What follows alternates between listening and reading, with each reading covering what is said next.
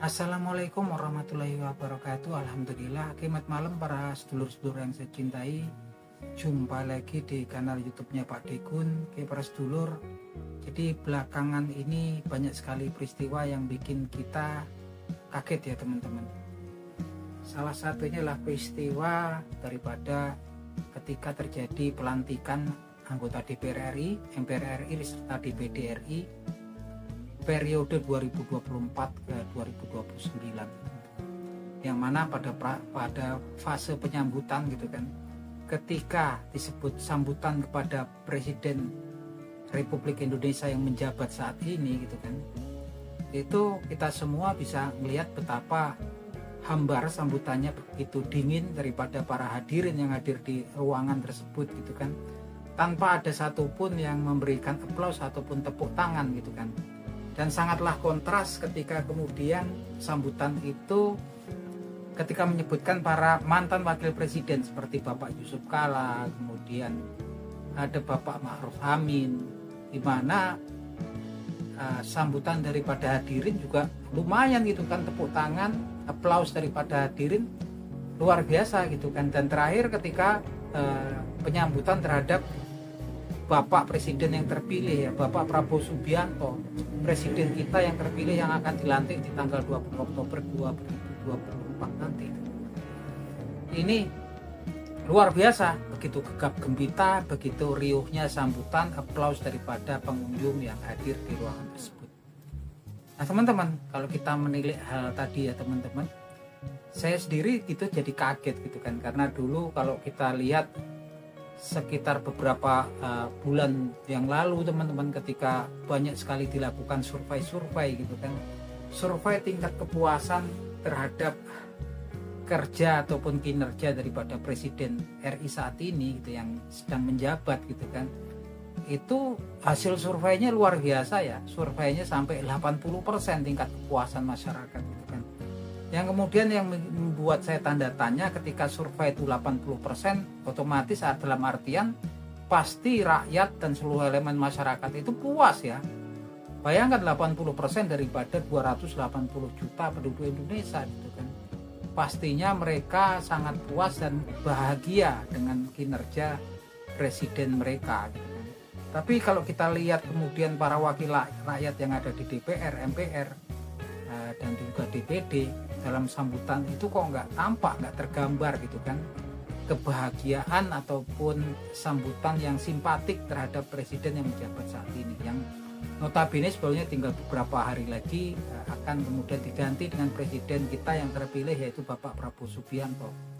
Saya nggak ngerti gitu kan, ini salah satu kemudian tanda tanya besar buat saya sendiri gitu kan, dimana kalau kemudian kok surveinya 80% kok kemudian sambutannya cuma seperti itu, bahkan terkesan nyaris gak ada ya gitu kan. Bahkan ketika kemudian selesai daripada rapat daripada pelantikan, rapat paripurna pelantikan para anggota DPR, kemudian MPR serta DPD, tampak sekali ya kayaknya juga nggak banyak yang menemani beliau, bahkan tampak sepertinya jalan sendiri gitu kan. Yang nampak kemudian malah Presiden yang terpilih saat ini, yaitu Bapak Prabowo Subianto, tampak akrab sekali dengan Ketua DPR RI yang terpilih gitu kan, Ibu Puan Maharani.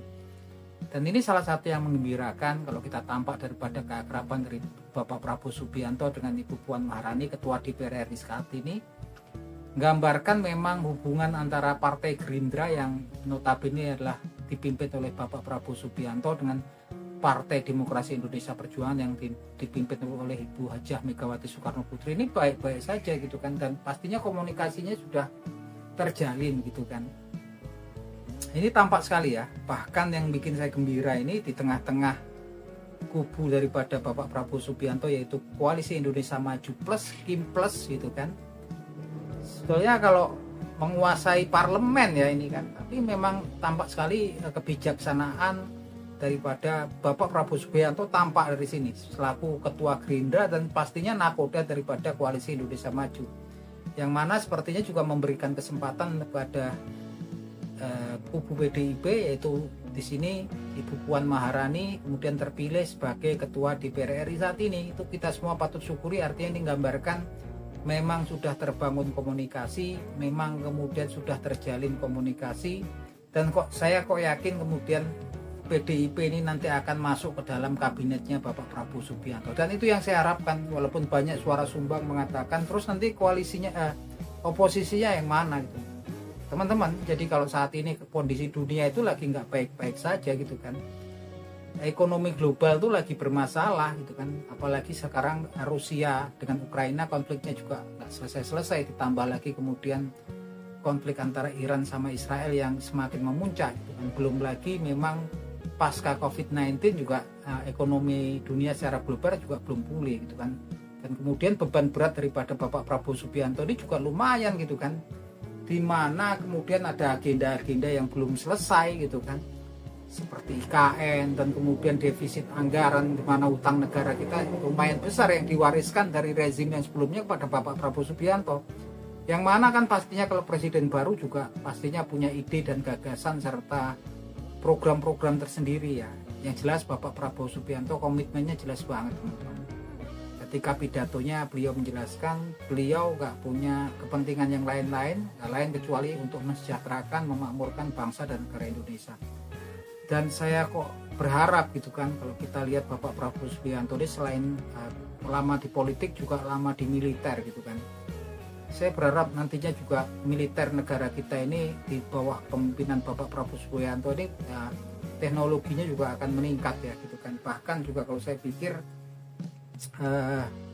banyak hal-hal yang mungkin cemerlang yang mungkin akan bisa kemudian direalisasikan di eranya Pak Prabowo Subianto nanti gitu kan. Yang penting saya berharap Bapak Prabowo Subianto juga terlepas daripada pengaruh-pengaruh daripada rezim yang sebelumnya gitu kan. Dan saya yakin pastinya juga di kabinetnya nanti pastinya akan diisi dengan orang-orang selain orang dari partai, juga orang-orang yang memang ahli di bidangnya, dan banyak orang-orang yang memang orang-orang dekat Bapak Prabowo Subianto yang punya gagasan dan pikiran cemerlang gitu kan. Saya berharap banyak ya orang-orang seperti Bapak Fadlizon yang dulu selalu setia mengawani Bapak Prabowo Subianto dulu kan, dari era sebelum Bapak Prabowo ini masih di Kopassus dulu kan, memang orang yang terdekatnya salah satunya Fadlizon yang memang kalau saya lihat terakhir memang jarang muncul ya, pasca kemudian Bapak Prabowo Subianto ini menjadi Menhankam, Fadlizon jarang muncul. Saya pikir saat ini mungkin pastinya akan muncul lagi, dan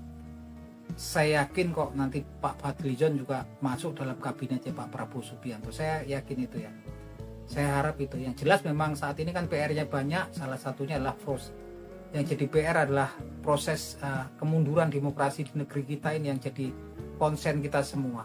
Belum lama ini kan manuver-manuver dari pihak-pihak yang invisible hand yang kemudian melakukan manuver-manuver yang memang merusak ya iklim demokrasi di negeri kita, yang mana negeri kita ini secara konstitusi menjamin kebebasan setiap warga negaranya untuk menyampaikan pendapat gitu kan. Belum lama kita semua bisa tahu bahwasanya adalah forum diskusi politik diaspora Indonesia yang kemudian dibubarkan oleh masa nggak dikenal gitu kan, dengan intimidasi dan kekerasan yang sampai sekarang kita juga belum tahu. Mungkin nanti kita menunggu ketika kita patut salut pada pihak polisian yang kemudian bisa meringkus dengan cepat para pelaku lapangan. Tapi ya mungkin kita semua juga bertanya-tanya siapa sih aktor di belakangnya. Belum lagi juga seperti belum lama kan memang kemudian Partai Demokrasi Indonesia Perjuangan juga coba-coba diganggu ya, ketika SK kepengurusan PDIP, perpanjangan kepengurusan PDIP 2024 sampai diperpanjang 2025 yang sudah resmi disahkan oleh Kemenkumham ya, zamannya Bapak Yasona Lauli. Ini kan berusaha dibajak juga gitu kan, ketika ada kader-kader dari PDIP yang kemudian dijebak suruh memberikan tanda tangan di kertas kosong atau dengan alasan untuk dukungan demokrasi, ternyata digunakan oleh oknum-oknum tertentu untuk mengajukan gugatan gitu kan kepada SK kepengurusan PDIP, perpanjangan kepengurusan PDIP 2024 sampai 2025 gitu kan, yang notabene sebetulnya udah sah kan. Dan itu nggak main-main di PT UN gitu kan. Tapi alhamdulillah kemudian Bung Roni Talapesi dan para petinggi PDIP bergerak cepat gitu kan. Dan kemudian ternyata kader-kader mereka terbukti mereka dijebak dan akhirnya menarik kuasa mereka terhadap oknum Saya nggak ngerti nih oknum-oknumnya siapa, aktor di belakang layarnya daripada kejadian-kejadian ini. Belum lama kan kita juga bisa lihat ada kemudian demonstrasi ya, climate change strike gitu kan, juga diganggu kan, dicoba dibubarkan oleh kelompok-kelompok tertentu. Kita nggak ngerti ini kan memang kondisi-kondisi yang memang ada orang-orang yang memang selalu memang ngutak-atik alur demokrasi di negeri kita yang sudah memang diperjuangkan semua mahasiswa, civitas akademika, aktivis demokrasi di pasca 1998 ya teman-teman. Semua berjalan untuk kemudian menjadikan demokrasi di negeri kita ini demokrasi yang sehat, tapi saat ini mulai dirusak dan kita berharap di eranya Bapak Prabowo Subianto, dan saya yakin Pak Prabowo ini kan memang komitmennya kuat untuk demokrasi dan dia jiwa patriotnya kuat, dan saya yakin memang komitmennya untuk menjaga demokrasi di negeri kita ini di jalur yang lurus pasti kuat. Kita berharap ya teman-teman di eranya Pak Prabowo nanti aktor-aktor yang memang sengaja ngutak-atik demokrasi di negeri kita, berusaha ngutak-atik kedaulatan partai ini juga pastinya nanti terungkap ya teman-teman. Itu harapan kita semua. Akhir kata ya kita semua berdoa berharap nanti berjalan dengan baik pelantikannya Bapak Prabowo Subianto yang tinggal menunggu hitungan hari ya, tanggal 20 Oktober 2024. Selamat bertugas Pak Prabowo, semoga semuanya baik-baik aja, lancar-lancar saja, dan kita semua berdoa untuk kesehatan dan kelancaran semua ya Pak Prabowo. Oke, gitu aja teman-teman obrolan kita di malam hari ini. Salam seduluran dari Pak Dekut.